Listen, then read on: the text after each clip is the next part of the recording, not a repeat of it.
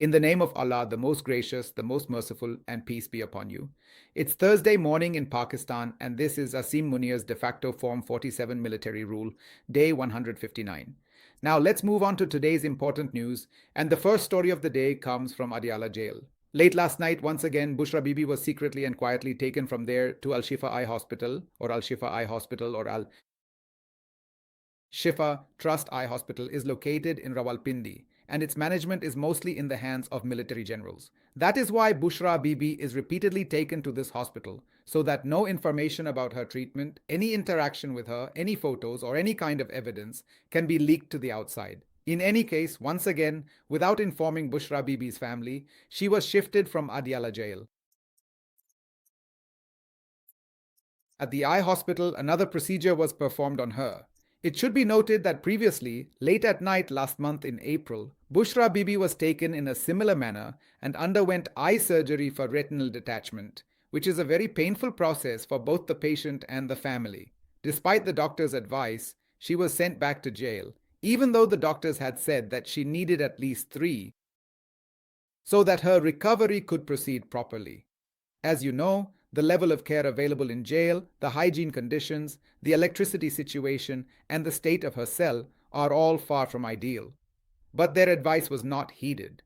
Exactly the same thing is being done to Imran Khan as well. When he is brought to PIMS, it is done secretly, and then he is shifted back to jail in the same manner. Neither is Imran Khan's family informed when all this is done repeatedly, nor is any of them called to the hospital. This is not only against Pakistan's own laws, but also against international laws, against the jail manual, and against international human rights. But it seems no one feels any shame about it. I would say that this has not happened just once, but many times now, and it seems they are committed to continuing this practice. Now, let me present the next news from Gilgit-Baltistan. The news is that the same approach that was adopted on February 8, 2024, is now being repeated in Gilgit-Baltistan, following exactly the same playbook. There too, cases under terrorism charges have started to be filed against candidates supported by Pakistan Tehreek-e-Insaf. In Chilas, an election rally was taking place. Chilas, as you know, is a very remote area of Gilgit-Baltistan.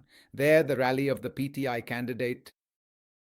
Because of this, terrorism cases were filed against them. Well, let's say in Pakistan we've all been labeled as terrorists, but just think about Gilgit-Baltistan for a moment. Because it is part of Kashmir and India claims it as its own, obviously the people of Gilgit-Baltistan and all of us say that it is our part. But the point is, anything that happens there can be greatly exploited by India. And of course, the situation so taken can be written in different ways. And if there is any unrest there, just think about how India and the rest of the world will sensationalize it. We need to understand this as well. So when I tell you that Chaudhry Nizamuddin does not care at all about the country, about the country's interests, about the country's honor, or even about the sensitive fault lines within the country, he doesn't care about any of it. He goes to Kashmir, holds competitions, shoots people, and mows them down. The very thing we fight about regarding occupied Kashmir, that it has been turned into an open-air prison and people are being killed there. How weak will our position be if we are carrying out extrajudicial killings of protesters in Azad Kashmir as we have done in recent days? Then how can we tell the people of India that what they are doing in occupied Kashmir is wrong? Now just think, what has been done in other parts of Pakistan is now happening in Chilas as well. What is being done to their candidates is that terrorism charges are being filed against them. These are already regions of the country, Kashmir, Gilgit-Baltistan, where there are fault lines that any enemy or opponent can exploit at any time. And yet, we are providing them with the perfect opportunity to come and exploit these situations. There can be nothing more shameful than this, but it seems we feel no shame. We continue on as usual. We have always heard that our generals made so-and-so a leader, made so-and-so win, made so-and-so victorious. That's what you keep hearing. If you really were the ones who make and break leaders, it's been 4 or 5 years now that you've been trying, and yet you still have to file terrorism charges. Whether it's Chilas, Kashmir, Khyber Pakhtunkhwa, Punjab, Sindh, or Balochistan, across the entire country, everywhere, you still have to resort to terrorism charges. If someone stands with Khan, then your 78 or 75-year-old narrative and myth that you fabricated is exposed. The method was always to see who was likely to win. then stand behind them and spread the word in the market that you made them.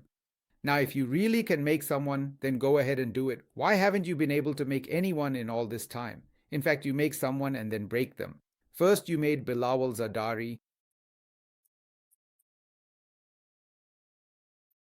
You might remember you gave him medals and all sorts of honors. When there was a skirmish with India, this was just 10 or 11 months ago, he traveled all over the world and you said, look at the kind of diplomacy he is doing. After that, if I'm not mistaken, in the month of August, you awarded him medals and honors. August 2025. Now look, it's only been 8 or 9 months since then, and today you are treating Bilawal Zardari like this. When his father was here and the American team had come for negotiations, you didn't let them get anywhere near. Even now, all analysts are saying that you've torn up Bilawal's page because you recorded a call of his in which he was speaking ill of you. We shared this a long time ago, many months back. But in any case, neither he nor his father are allowed to come close. And now it has come to light that the 28th Amendment, in which perhaps you are seeking money from them, do it in the 29th, but first in the 28th, weaken them, and then you can pass the 29th Amendment and take the presidency away from them. So, in any case, you have cut the father and son down to size. The point is, you were building them up, but now you've brought them down. On the other hand, you've spent billions on Maryam Nawaz Sahiba's image building. What is her image? Let her go out in public and let people speak freely to her. You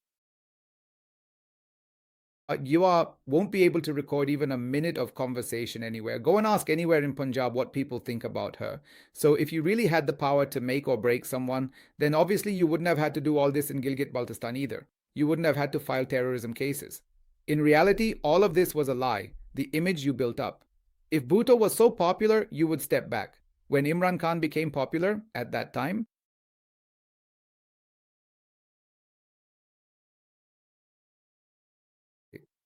in the election by shutting down the RTS system, you snatched at least 25, 30, 35 seats from them so that they would be given a crippled government, one that couldn't perform.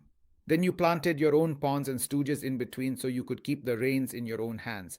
And if Imran Khan actually started to succeed, you could pull him back so that if the vehicle, that is Pakistan, got stuck somewhere,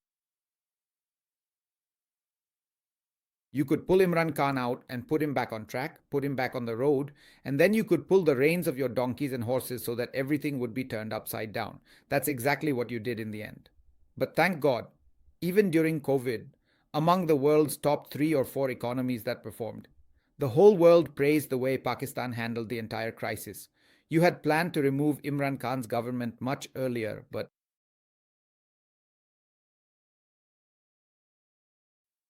all of that got delayed, and because it was delayed, Allah showed mercy to Imran Khan in that he was able to perform. Imran Khan made bold decisions during COVID and managed to perform, which is why people remember his government today. When the price of petrol in the international market was $120 per barrel, Imran Khan managed to sell petrol at 150 rupees per litre. Today, when the price of petrol in the international market is around $100, and yet it has also been at 88 and at 92, 93. But you are selling petrol at over 400 rupees per litre. You have destroyed the economy. So if you were capable of doing anything, well, maybe you can't make someone a leader, but you said you would bring in $100 billion, and you couldn't do that either. You said you would end smuggling, but you couldn't do that. You said you would launch a green initiative, but you couldn't do that either. You said the FC would do something, but you couldn't even manage that. Your performance is so poor that even Nawaz Sharif's wouldn't be this bad if you gave him a chance, believe me. Even though he is extremely corrupt and puts his own corruption first, you can be sure that even the PPP's performance would be better than yours. It's just not possible for anyone to be as incompetent as you are. But now you are repeating the same playbook in Gilgit-Baltistan as well. So there was a rally in Mansehra, Pakistan. There has been a mixed reaction to Pakistan Tehreek-e-Insaf's rally. On social media, there is also criticism that the rally was not as big as it should have been. Some people are saying that the rally was actually quite small, while others are saying that it was not planned the way it should have been. They point out that there was a much bigger rally in Mardan, and this one was much smaller. So there are all sorts of criticisms. In any case, this was the area of Babar Salim Swati Sahib, and he arrived there for development projects worth 25 billion rupees. He said that I consider Imran Khan to be my leader. If anyone inside or outside the party thinks of themselves as Imran Khan, I will not listen to them. I will only listen to Imran Khan.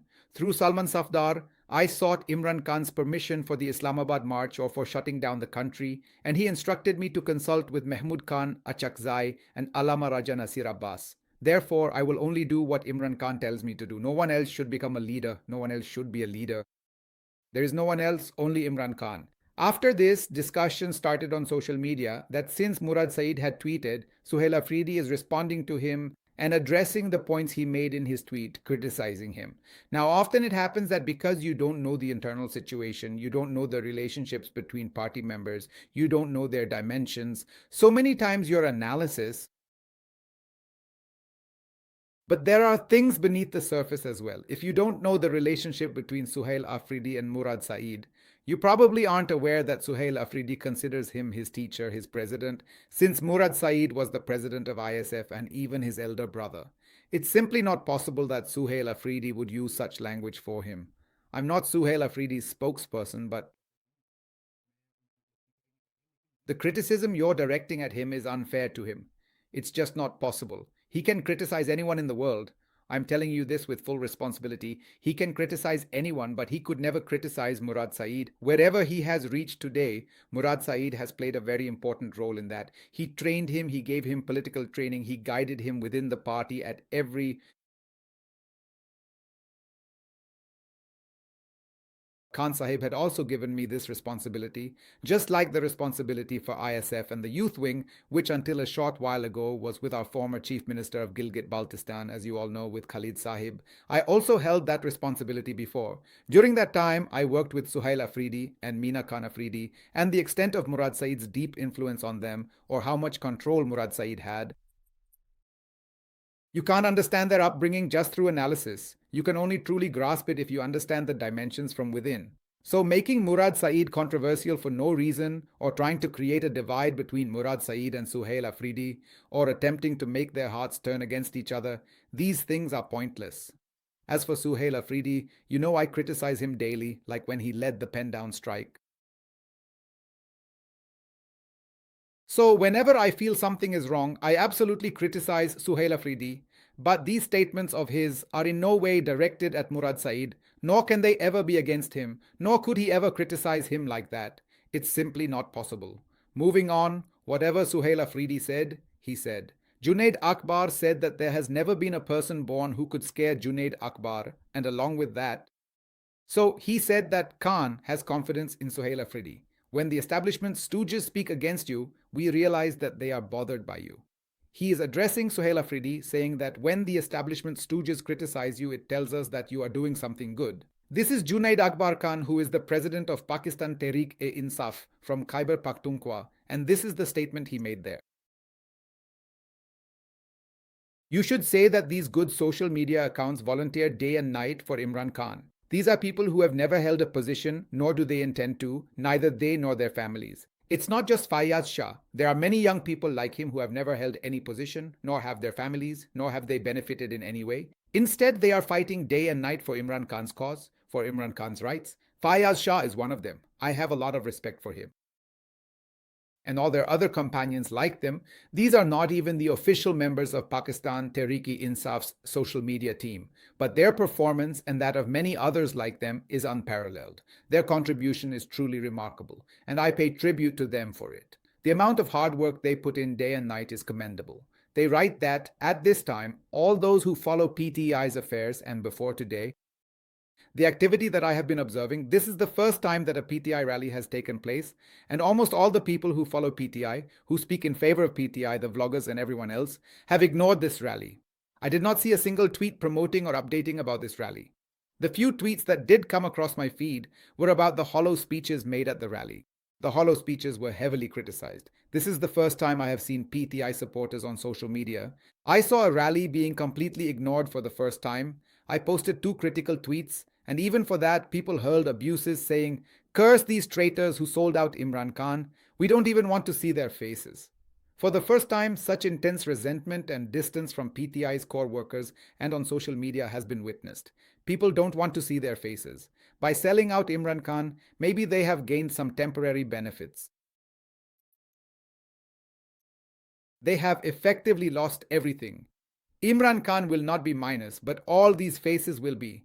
Now, I have a suggestion. One way is to direct your anger at Fayaz Shah to say that he behaved rudely and used harsh language. There is no doubt that the language was harsh. But as I told you, Fayaz Shah and others like him are people who work for Imran Khan 18 hours a day, 24 hours a day, and for the past several years, day and night, they have for many years. So if they are angry and have used some harsh words, then my request to all of you is it would be my humble request to those currently holding leadership positions to create space, to run a space on Twitter and give confidence to all these people, even if you keep it closed. There aren't thousands of such people. There are only a few such accounts. Whether it's those few people who are pleased with you right now or those who are upset, whatever you want to say, address both sides. If there are fewer who are pleased or fewer who are upset, whatever you think, call both sides on the telephone and explain to both sides whatever your strategy is, whatever your work is. Because what I'm seeing, such harsh criticism from accounts like Fayaz Shah's, the criticism I see directed at you, clearly this is a cause and effect. It will have a party effect. If people like these, who are the frontline vanguard of Imran Khan's movement, are now criticizing you, it means that somewhere, somehow, you are doing something wrong. If you're not doing anything wrong, I had asked him whether he agreed with the strategy that is currently being formulated, and he said, "What strategy?" I mean, he didn't even know. So, just rethink a little about what exactly is going on here. Moving forward, as for the latest news, this came out yesterday evening. Today, once again, party leaders and lawyers are meeting with Imran Khan Sahib in Adiala jail. The list of 6 leaders has once again been sent to the jail authorities. And Khurram Shehzad's name is included as well. Members of the National Assembly Rajab Abbasi, Zahir Shah, Zar Alam Khan, and Rubina Shaheen are also on the list. Now I hope, although usually they do include 1 or 2 such names, all of them are highly respected and they are my friends. When I talk about this, some friends think I am insulting them, but that's not the case. Some friends are very senior, but they are not able to engage with the media in that way. Among them, there are 1 or 2. Salman Akram Raja is one of them. I recently learned from an inside source about a particular constraint he faces. Salman Akram Raja includes the names of many prominent people and they say, "We're busy, we can't go." So what Salman Akram Raja should do is add their names to the list and make the list public. Then, if that big name doesn't show up, let the workers, the public, and that big name themselves deal with it. People will understand on their own. People will criticize on their own. And next time, those people will show up. So you should definitely include a name. Make sure to include at least one name. Always make sure to include in that list someone who can engage with the media, someone who is a big name from the media's point of view, so that a voice can be raised in support of Imran Khan and it gets coverage in the media. Moving on to the next news. Finally, Maryam Nawaz is pledging allegiance to Imran Khan again. Remember, when Imran Khan's government was ousted, the very first thing Maryam Nawaz did was call her uncle. Listen to this very carefully. Because the audio in this clip is a bit low, you might not be able to understand it. But in it, Maryam is saying that Imran Khan has nothing to show except the health card. She says, "Uncle," immediately shut down the health card. This was at a time when she was not the chief minister yet. Only Shehbaz Sharif had become prime minister, and the situation below was still different. So she said, "Shut down the health card." This is from an earlier audio. First, listen to the earlier audio, she said. Imran Khan has nothing to show except the health card.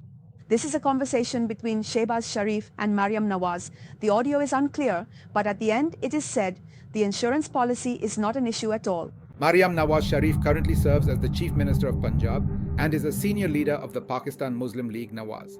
But at that specific moment, you actually had absolutely nothing left in your bank account.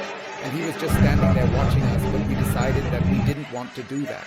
But do you truly remember the time when we brought the value of the dollar down? However, if you look back at the way the dollar came down so rapidly, and the specific way the dollar came down during that period, you will realize that the whole situation was nothing more than just a clever financial illusion. You heard it, and both of them together immediately shut down the health card And then gradually, whatever little was left in some districts about a year or a year and a half ago, they completely shut that down as well. After that, the poor, the weak, the helpless, how they have suffered in hospitals, you have all seen it. Without treatment, people's parents, family members died, poor souls. And I don't mean this figuratively, they actually died. They used to get treatment, but now they didn't because the health card was taken away from them. What was Imran Khan's health card? The health card was backed by insurance companies. The main government of Pakistan would pay these insurance companies, just like it happens all over the world. And those insurance, because the government was involved, the insurance company would agree on a lower rate with the government. After that, if someone had a child's delivery, for example, everything was predetermined between the hospital and the insurance company. Like if there would be a private room, all those requirements would be fulfilled. Then the insurance company would pay you for that expense, would pay your hospital bill, the bill that you obviously.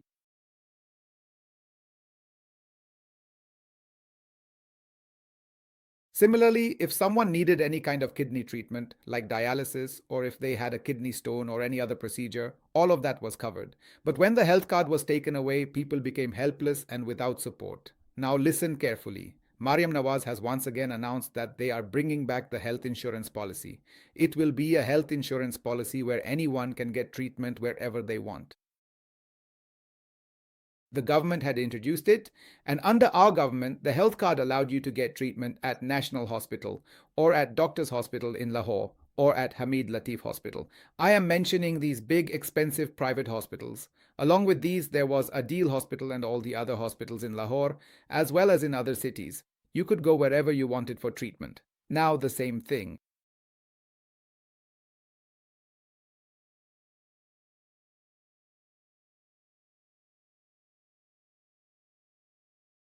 is being done again.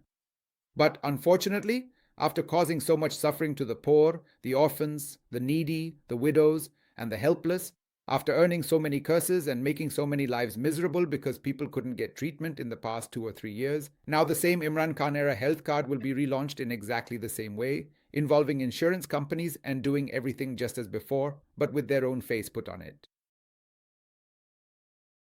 When I say face, I mean Maryam Nawaz will put her own face on it and claim that this is her project. Fine, she can put her face on it now, but she could have done it back then too. The reason she didn't is because she thought that if it wasn't discontinued, people would still call it the health card from before. So, they shut it down in the meantime, and now when they restart it, people will believe it's her project. They think people are fools or that people have no sense or that they don't understand anything. They think everyone is as incompetent as they are. They think everyone is incompetent. The public knows everything, that the health card, wherever and however you try to present it now, bees a dub, no matter how you try to offer it again, people know that you are giving them the same thing or even less than before. You will only bring a worse program than this. You cannot introduce a better one. Moving on to the next news. Shehbaz Sharif has announced the Apna Ghar scheme, in which the monthly rent will be considered as the installment for the house. This project was also started by Imran Khan. Ubaid Bhati, who is a journalist, is reporting that not only were houses built under this scheme, but the entire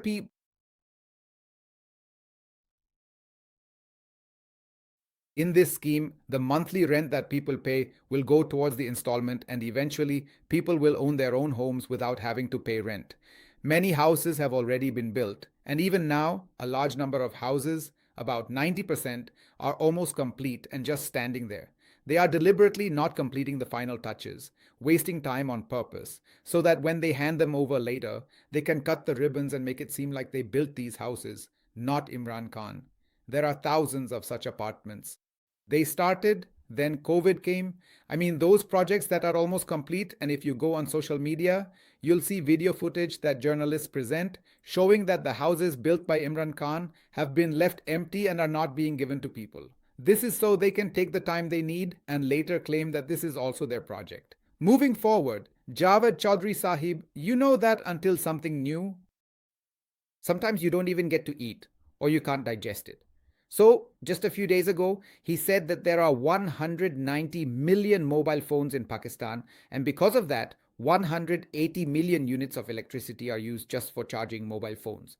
In reality, the total electricity consumption in Pakistan is probably around 210 million units, but he attributed 190 million or 180 million units just to mobile phones, which is completely false. With one unit, one mobile PTI uses more electricity. The smaller phones use even less electricity. The main thing is, if the battery is bigger, it uses more electricity, but it can be charged 40 to 50 times. Basically, it costs 1 or 2 rupees to charge a phone once. Let's say at most 2 rupees, but even that's an exaggeration. It's actually just 1 rupee to fully charge your phone once. Anyway, you know that no one has asked Mr. Juhi Chaudhry anything in 50 years, so who is going to ask him now? He just said it. A dolphin can fall in love with a woman. Dolphins can also communicate through their throats and can even whistle. Now, up to this point, what you've heard is just things they've read from ChatGPT and similar sources and are presenting to you. This is the extent of their intellectualism. Now, what are they saying next? Now, they're saying that in the Iran war, America is preparing dolphins and could arm them and send them towards Iranian ships. Javed Chaudhry Sahib has said that dolphins will be given weapons and then they will catch them, and then the Americans will arm them, and they will go and attack Iran. I hope, because Iranians are very well educated and the level of education there is quite high, that if there were people like Javed Chaudhry's followers there, God forbid, they might have started killing dolphins in the sea, those poor creatures. But since there are educated people there, they know that dolphins can't do such things.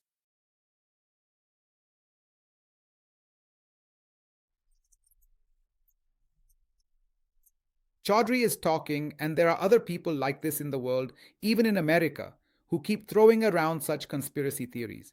Keep doing this and keep asking such absurd questions, keep giving such analyses. So don't think that Javed Chaudhry is alone in this. Now, about what happened yesterday, that both Iran and America have agreed to sign a one-page draft. Because of this, oil prices have dropped by 7%. This is a good and welcome development. In the coming days, the agreement will be finalized, and perhaps it will be signed in Pakistan or maybe somewhere else. Most probably, it will be signed in Pakistan. But the agreement will happen, and when it does, you will see that oil prices may drop even further because the whole world is waiting for this. Now, let's watch a video.